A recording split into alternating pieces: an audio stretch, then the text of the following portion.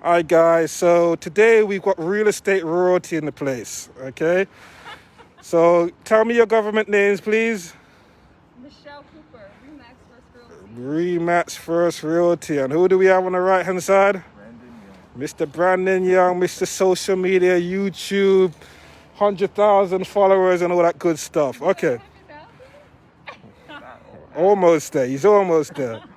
All right, so we were just talking about the factor of Brandon's one of my clients. Michelle is a listing agent that basically sold Brandon the home. I was representing the buyer. At the time, Michelle was with Keller Williams. She didn't know me. And we're talking about how a 27-year-old was able to buy their first three-family home. So who wants to kick off? Yeah, Brandon, you kick off the story in regards to how did this happen? Uh, okay. So started off looking for my first house. Wasn't having too good of luck with the realtors that I was using, and then I met up with Darrell, and he started going on the tours, started to learn a little bit more about real estate, and we're putting in a lot of offers, but wasn't getting anything until I went to one of the houses in Irvington. Now, the property that we originally went to actually sold probably 2 days prior, but there was another property on the lot. So we stopped in, and that's when we saw. All right, but you missed something out, Brendan, and I'm going to remind you of this every time we talk. How did we get to, before we met you, Michelle, Olivier was listing a house in Belleville, and it was off market, and I was saying to him, it was staged, and Olivier was saying, I want around about 450. So I went to Brandon. I said, buy it. It's a multifamily, older, new construction, corner lot, double garage. And he was like, nah. That house sold for 550. Wow. We won't ever let you forget about that. So I'll never make you forget about that. Every time we Olivier talk, was about to give it to you for 450? well, I got there first. He didn't know the numbers. I knew the numbers. Okay. All right. So then we met you. Now he was cooperating because he knew what happened on the other transaction.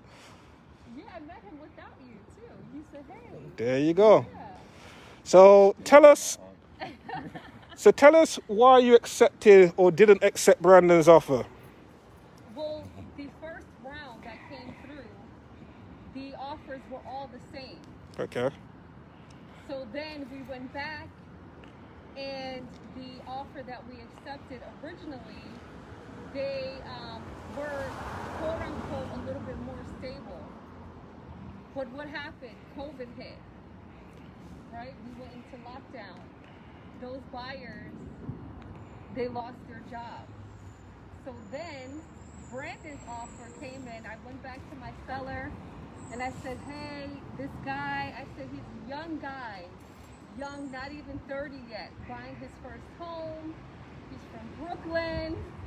I sold it, back over to my client, to basically, let's give this kid, the deal, because after everyone came in at 385, four other people came back at 400,000 exact. So who did I go with? We went with Brandon based upon the conversation that we had, so on and so forth. And then I got a chance to meet up with Darrell. Darrell knew what he was talking about, and I'm like, you know what? I see his name a lot. He seems to be pretty cool to work with. Let's go with this one. So that was the first time I think I was meeting you, Michelle. I think I may have spoke to you on the phone, but I remember the first time meeting you. And what stood out, like when you're in a situation when you got all these offers the same, what do you do to kind of distinguish, is the highest offer the best offer, or what do you do to kind of distinguish which is the offer, should be the offer moving forward? The conditions of the contract Okay. versus, and you guys got seller's concession.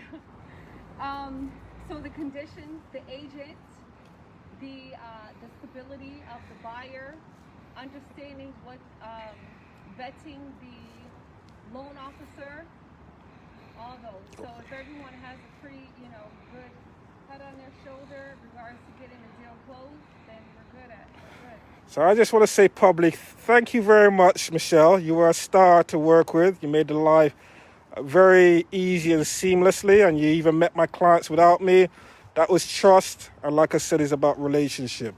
So before we wrap up, guys, if you were on the other side of this video, what advice would you give to someone in the market right now purchasing a home? Just gotta go for it. Everything starts with actually taking action and making the first step. I know a lot of you are scared, but you gotta go for it. Try to educate yourself, but don't be too intimidated to get started. So do you want to tell the guys that you bought your home, first year FHA, we've now refinanced you out into a conventional, and you're going to be moving out with another FHA. Michelle, has that been done before? Yes, go ahead. Okay. All right. So I keep on telling you, I can get stuff done.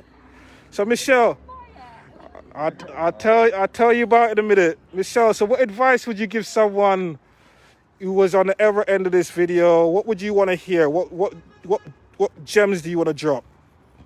Trust your agent that they're going to lead you through the process. Trust the process. Go with your gut feeling also as well. And you don't have to overspend. Definitely do not overspend, because the highest offer is not always the best offer. That's excellent. Well, thank you very much, guys. I really appreciate your time today, okay? Ready for the next one?